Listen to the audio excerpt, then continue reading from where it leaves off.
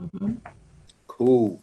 All right, so welcome everybody to our WebEx here for Black History Month. We are recording this, so we will post it. I'm just going to do a brief introduction. My name is Booker Hodges. I'm the president of the Minnesota chapter of the National Organization of Black Law Enforcement Executives. Here in Minnesota, we currently have less than 200 Black officers, and right now we are currently three African American chiefs. That's Chief New in Egan, Chief Anderson in St. Cloud, and Chief Fazell in Metro Transit. I just got selected as a Bloomington chief, and that won't start till April. And I'm looking Congratulations. forward to that. It's gonna be, yeah, What? I'm like beyond excited. Good fit. Everybody that just good fit. But we're not here today about that. But once Chief Fazell gets confirmed, that's gonna be another loss. We're at the first time since Chief Finney was Okay. chief that we don't Windows have Cisco a WebEx African Meetings American tab. chief. Mhm. Edit text. D. E.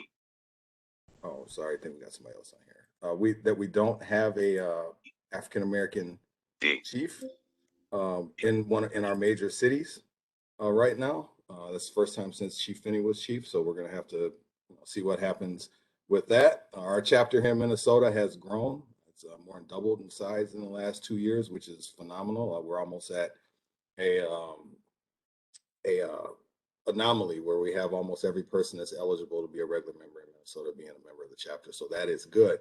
So with that, I'm going to turn it over to our host.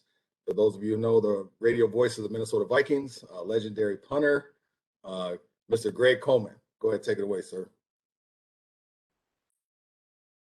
Congratulations to you and the city of Bloomington because they are getting a fantastic chief, but also a better man and better person. So congratulations on that note. It is my pleasure to be the host of this historic event during Black History Month, where we talk about the legacy and of pioneers and trailblazers. Some have put that label on me being the first African American punter in the National Football League. But I look at trailblazers and pioneers as those who open the door and keep the door open. The NFL is a industry that means not for long. I recently retired from the uh, Vikings radio network, doing some other things along this journey, but it is my honor to be a part of this historic event. Also, being a lifetime member of Noble, I know all of these participants that we're going to share their stories and talk about their legacy and in what drove them not only to law enforcement, but what drove them to continue to be a part of law enforcement. So today we're honored to have four, and we can only cram so much into this short period of time. There's so many great historians and great people in Minnesota law enforcement, but we're going to honor these four who are members of the Minnesota chapter of Noble National Organization of Black Law Enforcement Executives. Former chief of the city of St. Paul, the first African American chief named back in 1992. A man that I consider a friend who's currently the undersheriff of Ramsey County Sheriff's Office and the only building. He has the Western Division headquarters named after him, the Bill Corky Finney building. I mean, I think that's an honor. And I think we'll stop and start right there with you, Chief Finney. Tell us about your journey into law enforcement. What drove you to law enforcement? Well, I'm a native born St. Paulite, born and raised, publicly educated, grew up with Debbie and Dennis here in town. And what got me involved in law enforcement, I went to college in Mankato State College at that time, and we were pretty critical of the local police department in that they seemed to be give more than necessary scrutiny to college students. At that time, in the mid '60s, it was the Vietnam War, it was civil rights riots, and so I was very critical of the captain that came to talk to us college kids. And as president of the Black Student Union at that time, he asked me a question. He says, "Well, you don't think we do a very good job?" I said, "No, I don't. I don't think you do a very good job at all." And he says, well, do you think you could do a better job? I said, I think just about anybody could if they really had a mind to. And he said, why don't you join us and help us change? Well, I wasn't expecting that. And so all of a sudden, the group I had been whipping up and saying, yeah, we're going to rah, rah, rah. They said, yeah, he's going to go over there and join you guys and straighten you guys out. About that time, I felt like they were handing me up to the enemy.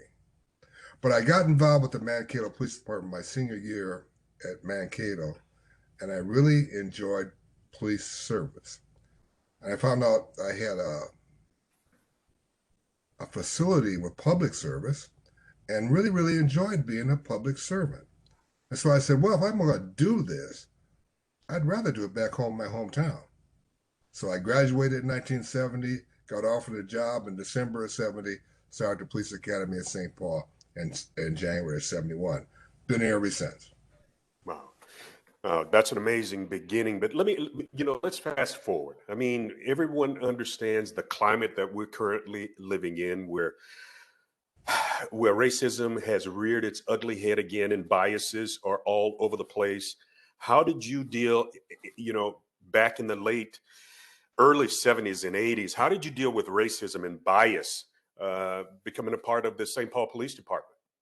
Well, the St. Paul Police Department was judged by federal court judge Miles Lord as being discriminatory and being racist in their hiring practices against African Americans. In 1972, he rendered a decision saying that until the St. Paul Police Department hired an additional 12 blacks to be police officers, they couldn't hire anyone. So for every 4 officers hired, one had to be black until they got additional 12. And that was the first acknowledgement that a federal judge says there is racism in that department. Well, it's a profession that has racist tendencies going all the way back to pre-slavery. We understood this. But I think it was a career that is worthy and necessary of change. And so I decided to get into that and do that. It was challenging. But I was on my home base. This was my town. And I thought that let's make a difference here. We're able to convince a certain black woman, Deborah Montgomery, to come over and join us, and several others. You talk about Deborah Montgomery, and we will get to her shortly. But for young people today, because there's so much shade being thrown at law enforcement, what would you tell a young African-American person, whether male or female, why law enforcement, number one, is a vital service to our community and how they could be part of the change? Because I always talk about how one person can make the difference. What would you share with those young people? First of all, I agree with you, Greg. One person can make a difference if they choose to. I would say, I know these are very challenging times for people in law enforcement, but these are also very great opportunities to get involved. You get involved in law enforcement at this time, and your voice will be heard. You get the opportunity to influence events and how your community, the larger community, is served by police work. You see, my basic philosophy at the time was, when I looked around at law enforcement, I saw it policing some people, brown, black, minorities, people that didn't have, and serving communities that were affluent. And so my belief was that the police department existed to serve all communities, and we police those people that are outside the law. And so that's how I went about it, and that's what I profess, and that's what I tried to accomplish during my time, my 12 years as St. Paul Police Chief. But I think it's a great opportunity for a young person, especially a young minority person, to get into law enforcement and bring their considerable skills and their energies to the profession and move it further for the 21st century. Because just like you did, we just talked about, one person can make a difference. And if we get collectively a group of these young people with the energy, the smarts, and the wherewithal and the heart to serve, because that's what law enforcement is all about. Yeah. Talking about serving, this young lady who is standing to your left, a trailblazer in her own rights, the only superintendent, the African-American superintendent of the Bureau of Criminal Apprehension, grew up down in Miami, Florida girl. You guys happened to meet at a Noble conference. I mean, so wow, talk about her and her legacy and the BCA. No, Linda, I'm going to let you share your own story because, you know, you get Bill to talk and you can't shut him up. So please take us on that journey, you being an African-American female in law enforcement. Well, like you, Greg, I grew up in Florida, and during the time of Jim Crow and segregation, you're familiar with that. I did not originally go into law enforcement. My passion was to be a teacher and to be an early childhood teacher. And so I went through all of that. I taught migrants in Central Florida, Belle Glade. And at the time, in the late 60s, 70s, there was a teacher surplus. Because of circumstances, I didn't grow up in rural area. If you're familiar with even Opelika was not rural, it was more residential. And family pressured me to come back from the rural Central Florida to come back to Florida, Miami. And there was a teacher surplus. I was out of work and I answered an ad in the paper. Interestingly, the ad for women, you needed to be 5'7". You need to have 2 years of college. For men, you need to be 6 foot and only a GED. So I joined, not really knowing a lot about it, believing it was going to be a temporary situation until the teacher surplus was over. Once I got into the academy, I realized, first of all, that they made much more than teachers. And also, there really weren't that many African Americans or women in law enforcement at all. And the people in the academy, there were only 3 women out of a class of about 70, and they really didn't expect us to stay. Well, people who know me, I tend to persevere, and I was about to prove them wrong. But at the end of the 6 months, I realized that, you know what, I could really apply the skills I learned as a teacher to this profession, and I could make a difference. And so I stayed, and I wound up staying for about 13 years, raising to the ranks from my initial title was policewoman. Then about mid-70s, when a lot of the civil rights legislation took place, they changed it to police officer. So I went from police officer. I was working mainly child abuse, working in neighborhoods, a unit called Safe Streets, where we went out and worked a lot with the community, handling domestics and so forth. Then I became a sergeant, one of the first 2 African-American women sergeants that they had.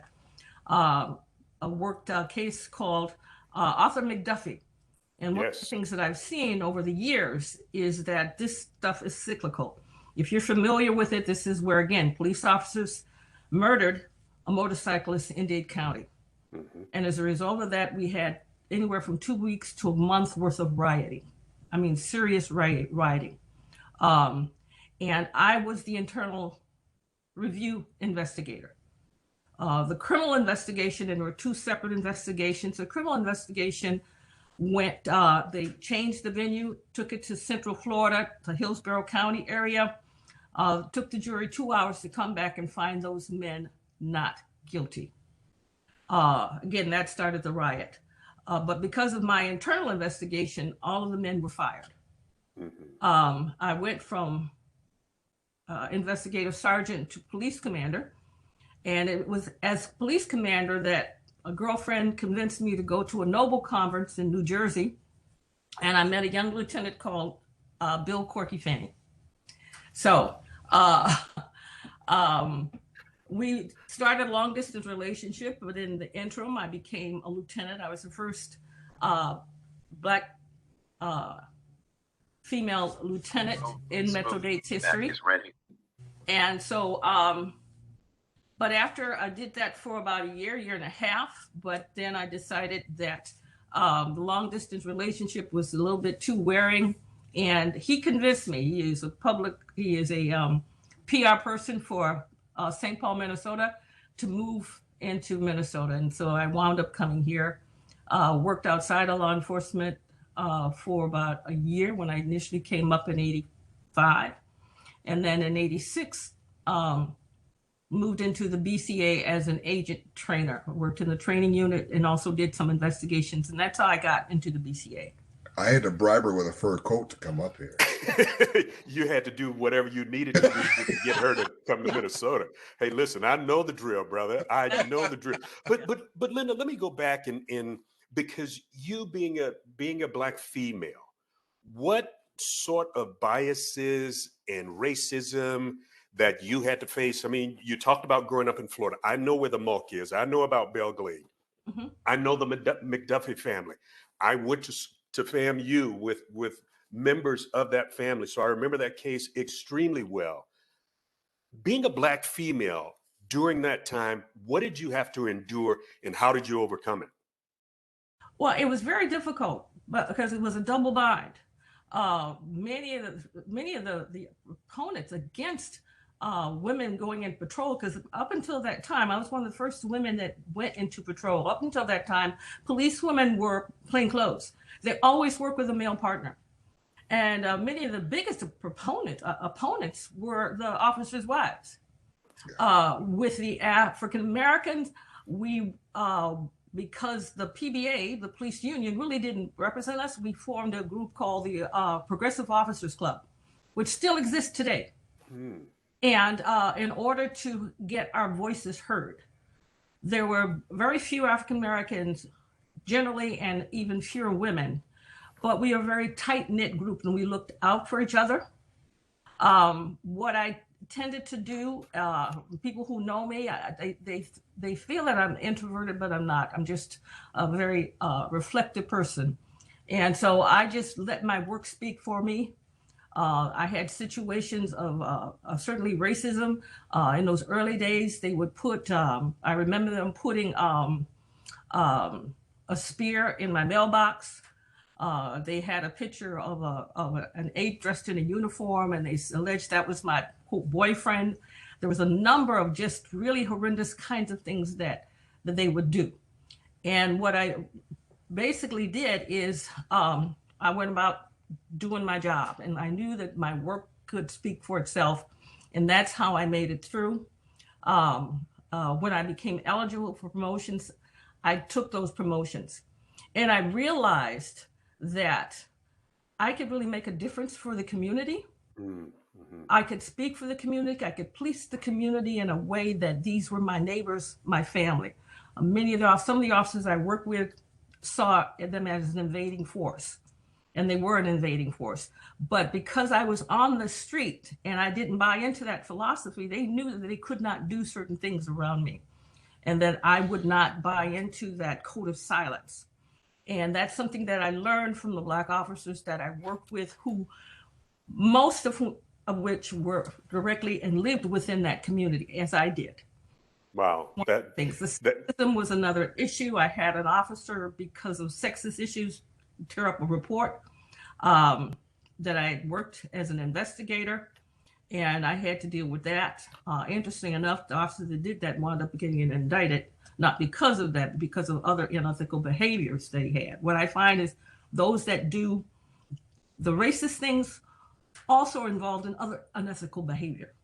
Linda, let me ask you this, and I want to go right back to Corky and ask him this question. But Linda, how you talked about using your educational skill set into investigation. How has investigation changed in law enforcement? And then Chief Finney, I have a question for you. I think that what's happened is it's important that we do have investigators of color working investigations, not just on the street. We need to have people of color through all aspects of the department, whether it's patrol, whether it's first line supervisors, mid-line supervisors, and also, most importantly, as investigators. The way things have changed is that there's more training. And what I find is that if there's education, and not just criminal justice education, but a broader education in other areas. You bring those other skills into that. The critical thinking, the de-escalation skills come from that higher level of education. Minnesota is fortunate in that we do have 2 years required, and most departments now are requiring that you have at least 4 years of education. But beyond that, education alone is not going to deal with the racist issues. You need to bring in people who have an understanding and an empathy and affinity for the community, a love of the community. You talk about servant leader, people who come in to serve and understand the need to serve and see the community as neighbors, brothers and sisters. That's one way of making a difference, and that's what you need to see both on the patrol level, but also on the investigative level. Chief Finney, let me ask you this. This woman that you convinced to come from South Florida, come to Minnesota, and had to endure all of those things that you talked about, the spears, the characters, the taunts. How did you deal with that, not only as a police officer, but how did you deal with that as a husband? Well, initially you're quite angry. I was quite angry that somebody would disrespect a woman that is my wife for that long. I thought it was a poor reflection upon a state I had rather high regard for in a profession that I loved. But then I saw it through her eyes too, and some of the bigotry and bias that was there at putting obstacles in her way. And so the way I dealt with it is that I have a good partner in Linda Finney, and we would discuss things and strategies on how we were going to change that and beat that back. And they were largely successful, very successful. You know, it's BCA. When I came here, my very first promotion, the union filed an injunction against, and they indicated that they thought I was unqualified. Wow. Be a supervisor. And I think that, to me, the racism that I faced down south was very blatant and in your face. Mm-hmm. Mm-hmm. But I grew up down south and I knew how to deal with that. Mm-hmm. But the underlying subtle Minnesota nice discrimination was much harder for me to deal with. And so when they came forward and said, you're not qualified, and I'm thinking, okay, I got a 4-year degree, I got a master's degree in counseling. I worked as an assistant commissioner temporarily. I worked as a police lieutenant in law enforcement, supervising a squad of 5 squads of officers, 125 officers. How am I not qualified? What are they trying to say? And then I realized, through the help of people like my husband and Debbie Montgomery, that, oh, this is how racism is manifested in Minnesota. Wow. And so once I did, is I just let my work speak for myself. Initially, the position was only interim. I decided that because they thought I shouldn't be there, I was going to be there. So I took the test, excelled, and I wound up getting appointed.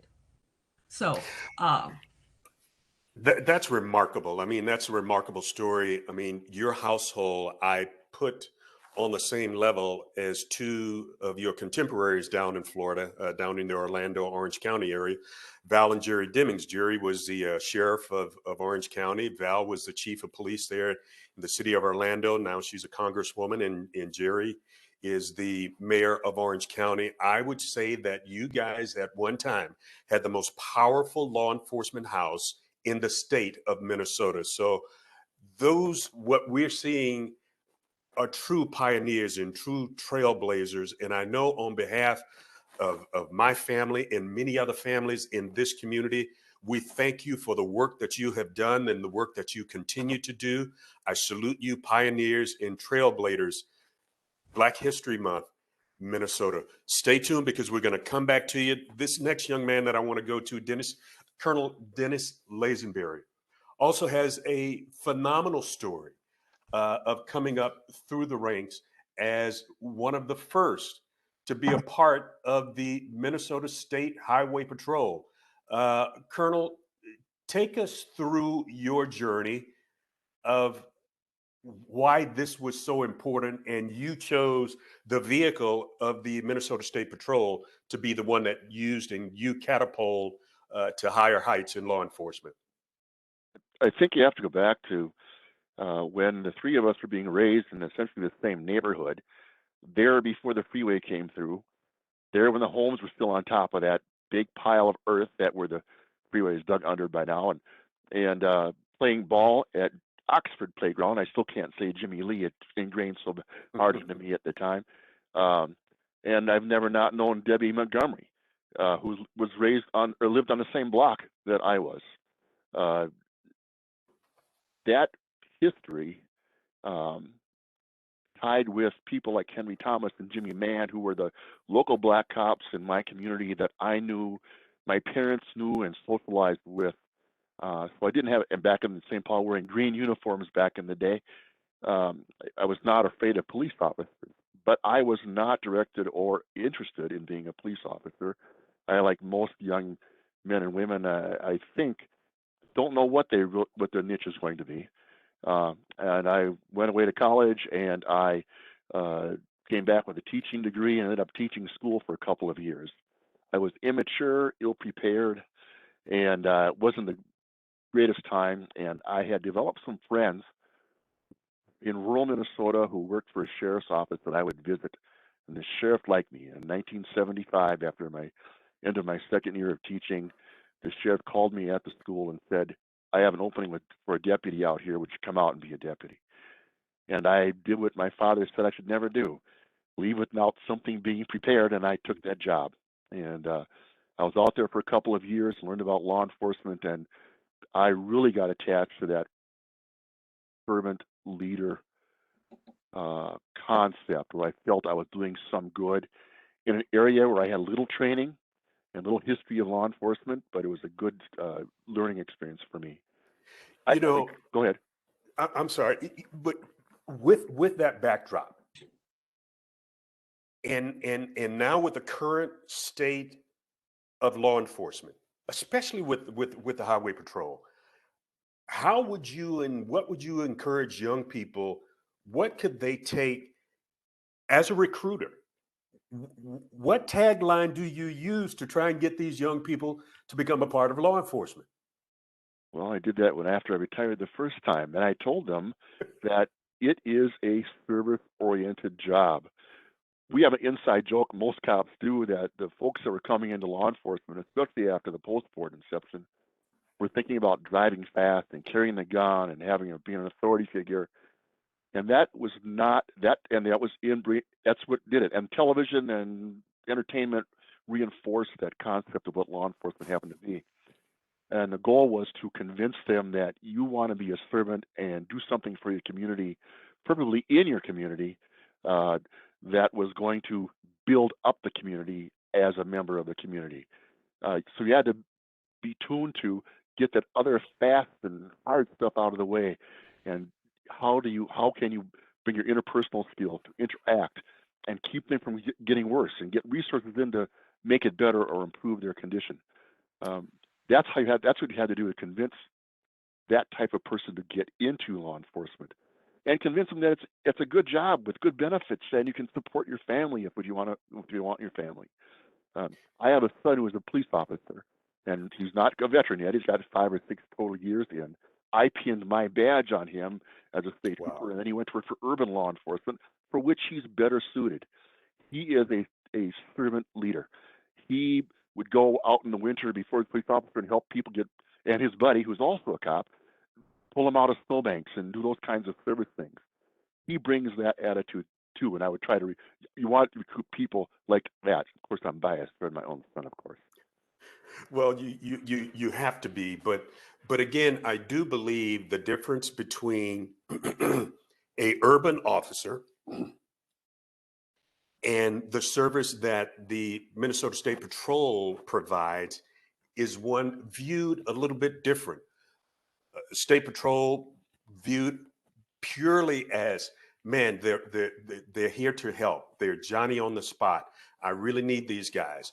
Where you look inner city at a police officer or a deputy, they may be viewed just a little bit different. In talking to your son and some of the things and the experiences that you have had to go through, what did you share with him? Well, first of all, I think many of our urban residents don't have contact with state troopers unless they're on the freeway in the metro area.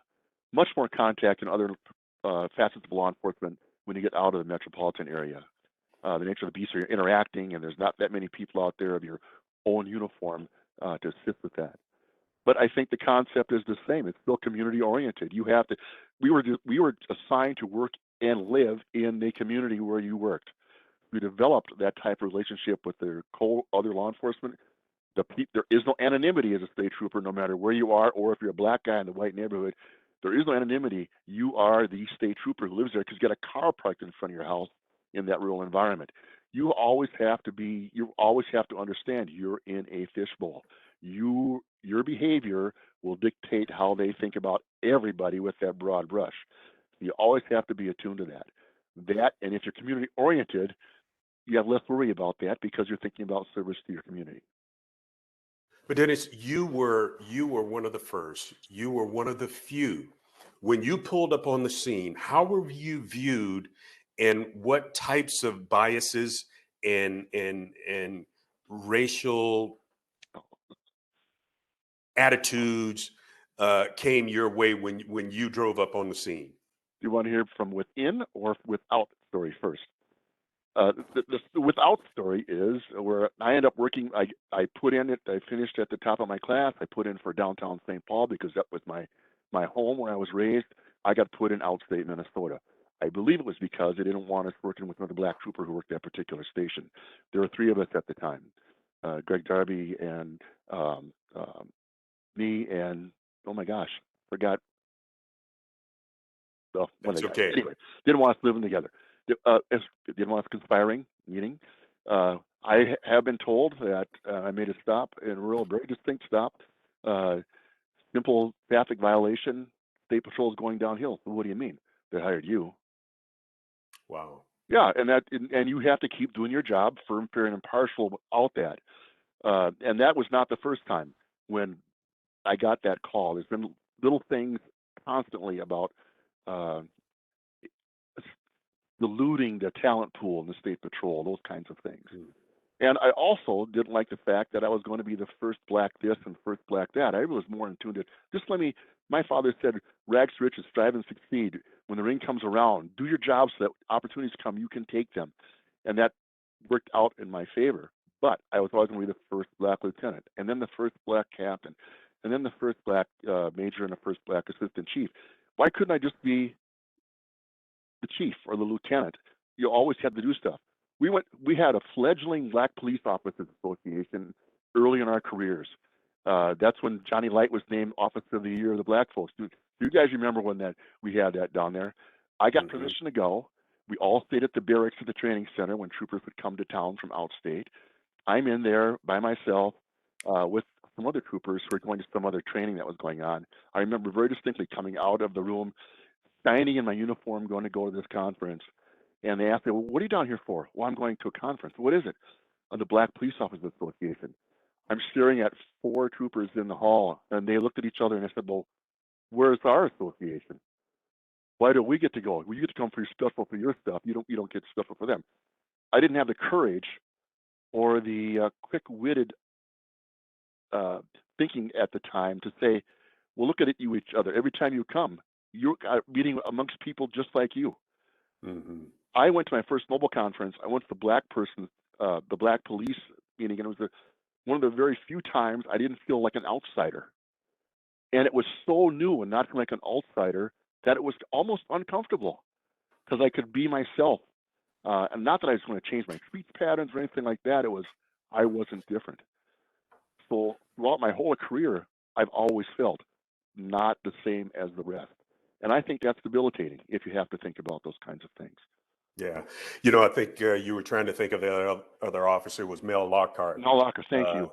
Yeah, who's the other trooper with you. And, you know, this is, again, another plug for Noble, because I came into Noble not as a officer, but as a supporting officer of law enforcement. Spent 24 years in law enforcement, public safety communications. So that's how I got a chance to be in some of the backroom meetings with chiefs and sheriffs.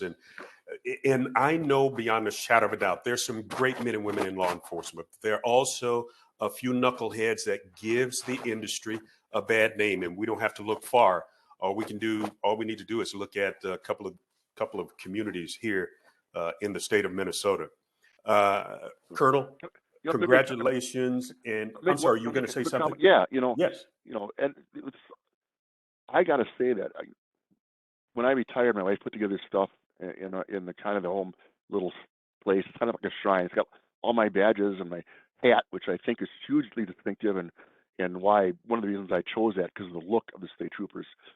I am very proud to have been a Minnesota state trooper. I did okay in that job. I like the fact that people recognize me as a state trooper and still do things like that with the state trooper.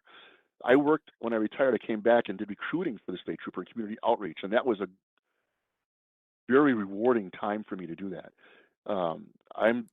I would never give up that experience as a learning experience and a chance to overcome experience that I was was blessed to get by being in that organization.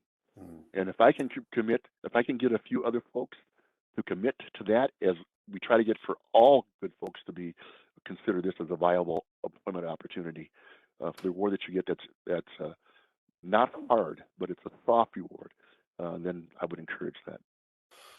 Colonel, as we said at the top of this program, that one person makes a difference, and you, sir, my friend, you have definitely made a difference. Congratulations on being a pioneer and a trailblazer during Black History Month. Law enforcement here in Minnesota, sponsored by the Minnesota chapter of Noble, National Organization of Black Law Enforcement Executives.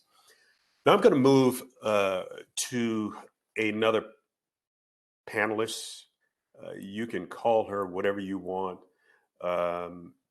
She is synonymous with law enforcement, Noble, civil rights movements. The list goes on and on and on with adjectives to try to describe this lady. And when I first came to Minnesota, she embraced me, didn't know me from Adam, but she embraced me and my wife and said, honey, grabbed me and gave me a big old kiss and said, if you need anything, you call Debbie. And that was almost 44 years ago. And today, if we run into Debbie Montgomery, she'll grab you, give you a big old kiss and say, honey, what do you need?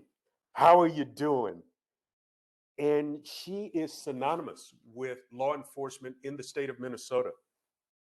I had the honor and the privilege of being down in Selma, Alabama, walking the Pettus Bridge with her. And it was the first time for me, but it wasn't the first time for this young lady. And I'm sure that she had the memories, the actual memories and thoughts of the guns, the batons, the dogs, the water hoses that were being used against Black folk back in the day. She was the first female officer. I didn't say black female. I said the first female officer for the city of St. Paul, Debbie Montgomery. Debbie, it is a pleasure to have you to be a part of this distinguished panel. Let me say off the top, I love you then. I still love you now. And take us through, some of us we know your story, but take us through briefly, because I want to come back and engage all of you because of the relationships that you have. Take us through your first journey of being a part of the St. Paul Police Department.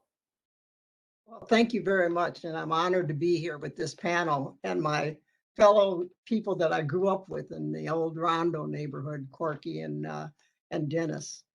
But yeah, I had no intention of going into law enforcement. At the time, I was administrative assistant to the mayor of the city of St. Paul. I had been a city planner, a budget analyst, a grants and aids coordinator. I had a master's degree. And Ron Jones was the EEO officer at the time. And he said, Debbie, I need you to take this test because you're the only woman that I know can pass it, because it was the West Point military physical agility test that they were given that was declared unconstitutional 2 years later. And so anyway, I go ahead because of Ron and I take the test. I think there was like 250 women. There was quite a few women that were taking the test. I was the only woman that passed the test, and only 8 men did better than I. As Dennis and Corky can tell you, I was an athlete. And so anyway, long story short, they did the medical, the psychological, the defensive driving, all the 6 parts of getting through the to be in considered to go into the academy. I think an interesting point that always kind of goes on in my mind is when I did the psychological, the psychologist that the city of St. Paul had said, and he wrote this down, she's not going to shoot anybody. And I'm thinking, what's this got to do? I did. I said back to him, I said, excuse me, sir, I have 4 kids and a husband at home, and I'm going to come home. So if it requires me to have to shoot somebody, I'm going to shoot somebody. I said, but that's not the intent of the job, is it? But that was kind of the first thing that was going through my mind, just going through the trying to get into the academy. At the end of the demonstration school and all of that, there's a letter in my file that says, thank you for the opportunity to take the test, but no thanks, I don't want the job. I was making $10,000 more than a police officer. And all you needed to be a police officer was a GED, and I had a master's degree.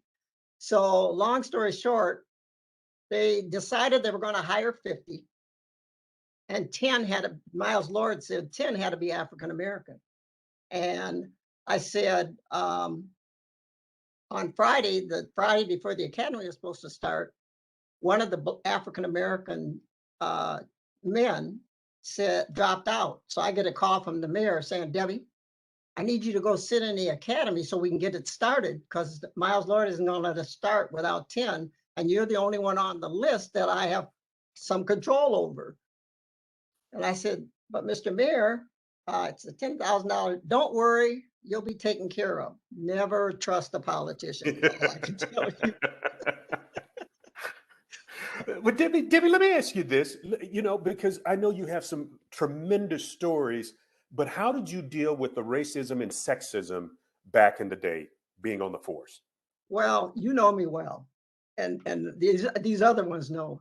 I was not one to shy from giving my opinion. And, as I say, going through the police department, the FTO period, they gave me, there was a 36-week, 6 weeks with each different person.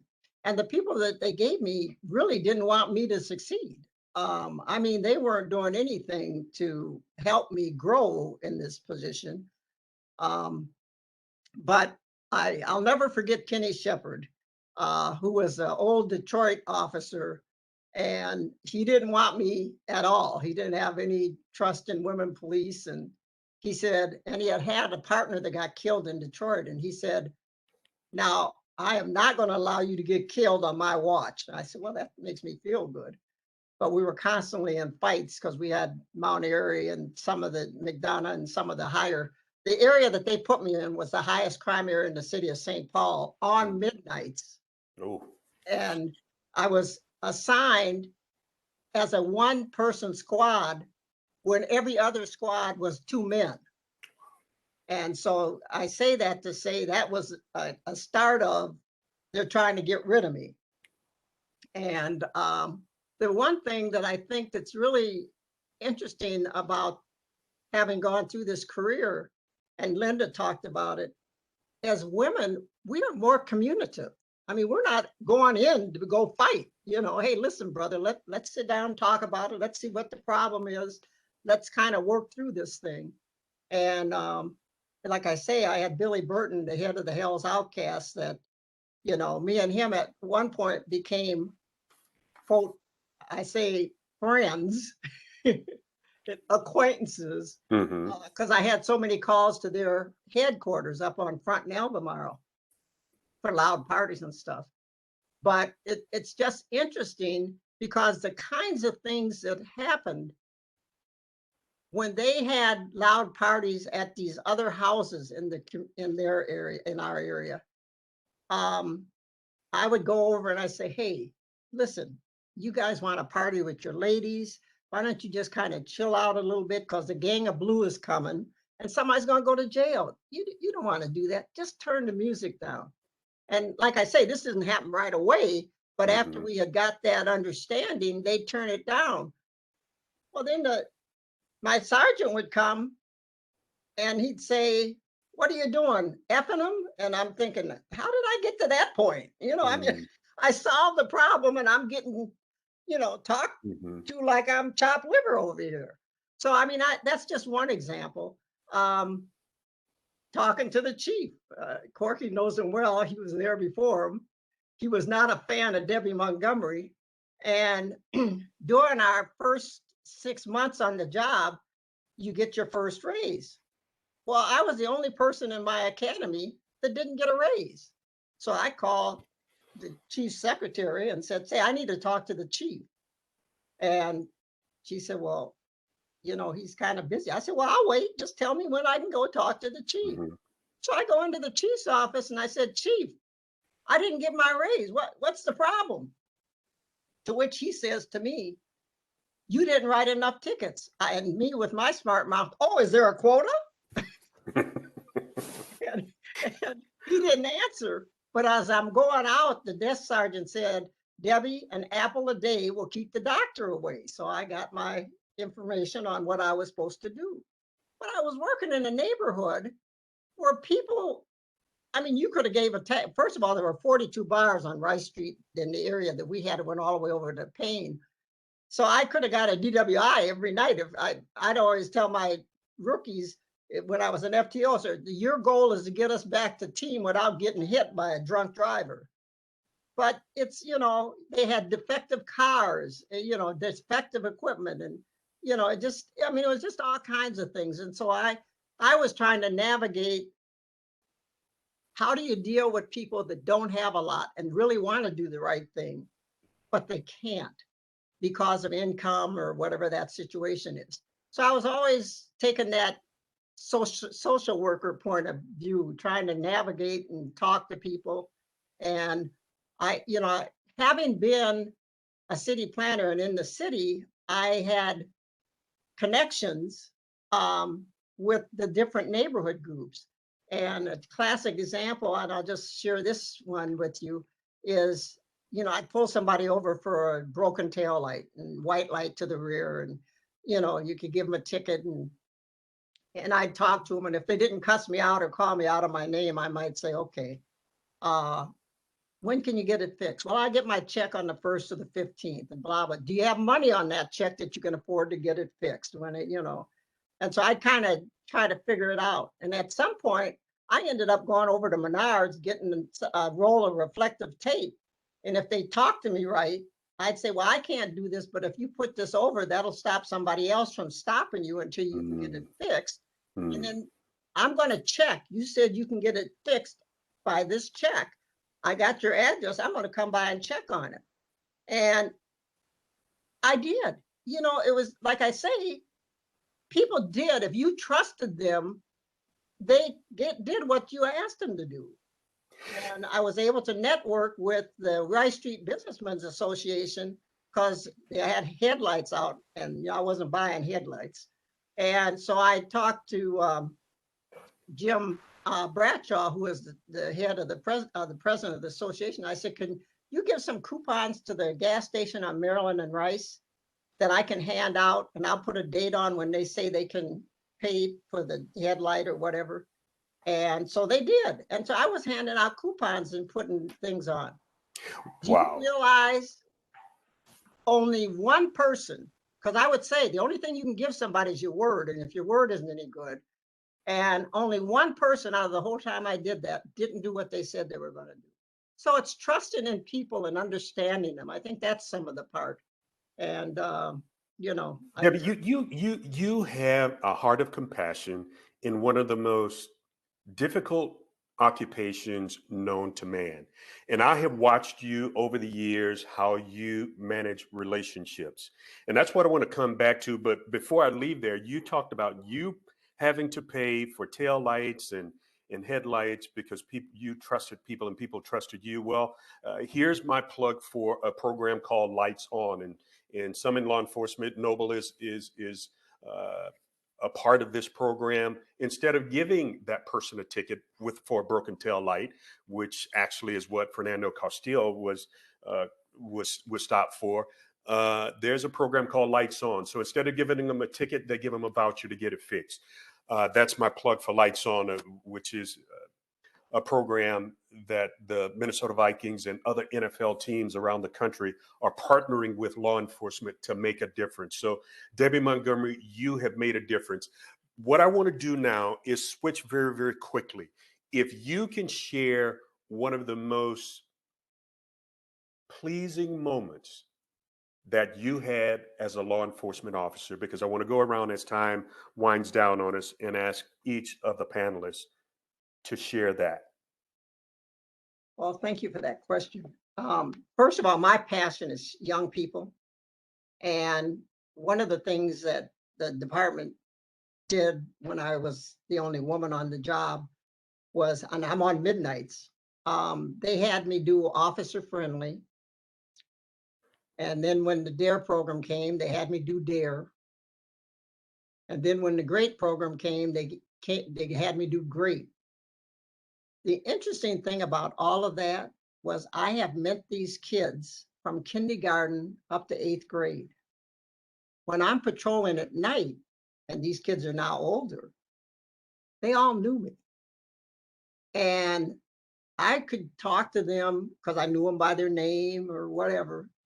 And so somebody had broken a window or stole a car, and I'd say, hey, listen, somebody broke Mrs. Jones' window. Do you know who it was? And they would share the information with me. And then I would go over to the house of that young person and talk to the parents and say, listen, I was informed that your son or daughter did this and this. What can we do to change his behavior? And what can I do to assist you in working with him? And that was that social consciousness that I had. So I say that to say that's some of the stuff I did. It's, you know, as you know, I've got tons of stories Yes. to do, but it's that servant leader, a social consciousness, the ability to really get to know people, the people that you're serving, Chromebox spoken and feedback is figure ready. out what you can do to help them to help themselves. And Debbie, you know what we call that? You know what we call that a few administrations ago? We call that 21st century policing, and in knowing policing your community. So I thank you for that. As time winds down, Colonel, same question. Lasting memories or moment um, that you had while during the midst of your career. This is not necessarily racial related, but there is a particular gruesome fatality crash that I was called upon to work. I happened to be a crash reconstructionist at the time, in addition to that. And it was dealing with the family in the aftermath of that as they navigated the horrible loss of life. Two families that knew each other were involved in the same crash, and one of the families wanted to take their daughter home from the Mhm. where they were from the hospital where she was pronounced dead, and bury them on their land, and helping them navigate that by contacting the local legal people to find out that it was indeed okay for them to do that, and provide them with the service that they dealt with that immediate grief. It developed a relationship with one of the families that lasted for quite a while after that, but that brought resources in, try to keep it from getting worse, and try to get them so it got better than what it was when I first got called to the situation. I just like that was a good case of being a servant that helps somebody else, and that has intrinsic values to me. Wow. Let's go back to the Finneys. Linda, one of those significant moments that you can recall.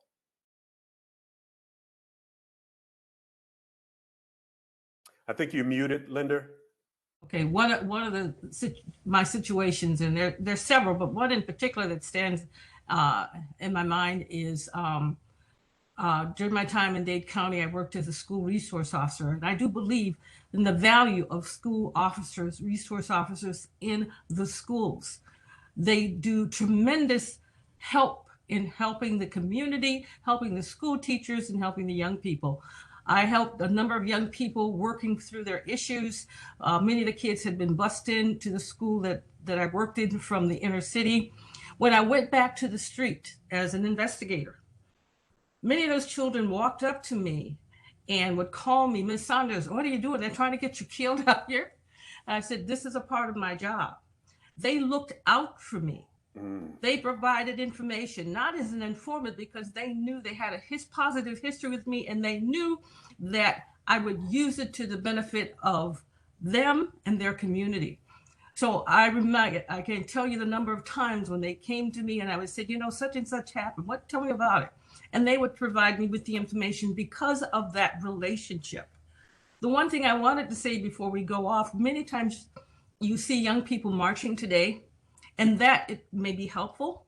But what I also say to them, be the change you want to see in the world. Mm-hmm. Be the change you want to see in that department. You can only do so much from the outside. The real change happens inside.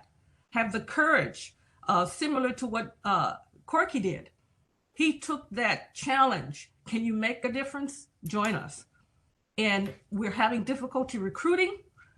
If you want to see the change in the police department, you want to see more diversity, you want to see more community-oriented policing, you want to see more servant leadership, come into the agency. It's not easy, but it's doable, and you can make a difference. You want to make a difference, you can make a difference. Be the change you want to see in the world. Wow. Chief Finney, I don't know if there's anything else that could be said after that, but you have the final say. A significant memory was August 26, 1994. I had two of my police officers murdered, Ron Ryan Jr., Tim Jones, and Tim Jones' canine, Laser.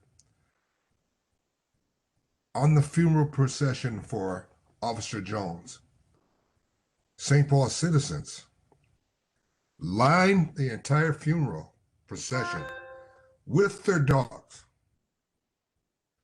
And I said to my guys afterward, if you think St. Paul citizens don't appreciate you, take a look at that. It's still an emotional event for me. But I'll never forget that. Yeah. Wow. I remember that. And I will go back and quote what Linda said. Be the change. And I know that there are a number of organizations, including the Minnesota Vikings. They have a social justice program, and Carl Eller and Alan Page and myself were part of that Be the Change video series that they have talked about. But this is the change. You guys are the change agents that change Minnesota law enforcement for so many thousands and hundreds and thousands of people who were able to rest at night in this Minnesota community because of the sacrifices that you guys made, being the pioneers, being the trailblazers, not being able to sleep at night and giving up time and resources and family and emotional capital to serve this community. And personally, from my family to yours, thank you very much. God bless you. It's been my honor to facilitate this rich conversation. There's so many, there are a number of comments in the chat that we are honored and privileged to bear witness because we stand on the shoulders of you folks. Chief Bill Finney, Superintendent Linda Finney, Colonel Dennis Lazenbury, and whatever adjective you want to use to describe Deb Montgomery. Thank you all so much for this courageous conversation. And I'll turn it back over to Chief Booker Hodges. Say, Chief? Greg, can I say one thing? Yes, ma'am. When you talk about being the change, I just wanted to say all three of my sons went into law enforcement. And I still have one in law enforcement here in the state of Minnesota. But when you talk about being the change and coming from a household where you've seen a mother go through the things that she went through, shows some understanding and commitment of family. And I just wanted to share that. Well, I know that there's a lot of journey behind you guys, but the legacy that you have created here in the state of Minnesota and around the country through your associations with Noble and other organizations and other families and other communities, the faith-based communities of this great state of Minnesota. We cannot tell the story about law enforcement in the state of Minnesota without sharing this conversation with you guys. We honor you. We love you, and God bless you. God bless Thank Chief you. Hodges. Thank you. Thank you all again. And I'll just, reiterate, you guys drove the plow truck and used the shovels, and people like me are just able to put on the snowshoes and walk down the path. So, I mean, seriously, and I thank the Lord each and every day for everything that you have all done. And I just hope that those of us that are here can have a quarter of a legacy that you all have. So thank you again. And I'll let you know when this recording is out. So thanks for those who watch. you. Thanks. Take care.